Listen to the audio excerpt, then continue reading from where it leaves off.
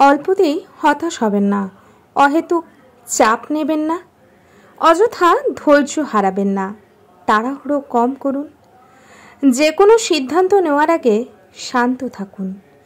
পারিপার্শ্বিক চাপে কখনো নিজের মুখের হাসি খুইয়ে ফেলবেন না।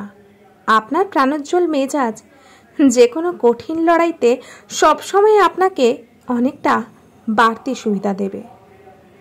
আসলে আলাদা করে খুব একটা মহান হওয়ার প্রয়োজন নেই, কেবল নিজেকে খানিকটা দুর্লভ করুন।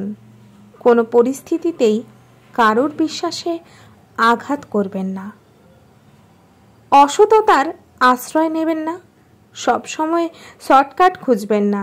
চোখ বুজে নিজের কাজের প্রতি ভরসা রাখুন, পরিশ্রম করুন, তবে আপনার গুণই আপনাকে আরও 5 জনের চেয়ে বেশি আকর্ষণীয় করে তুলবে। হয়তো সময় খানিকটা বেশি লাগবে, কিন্তু জীবন আপনাকে খালি হাতে ফেরাবে না, কখনোই, কথা দিচ্ছি।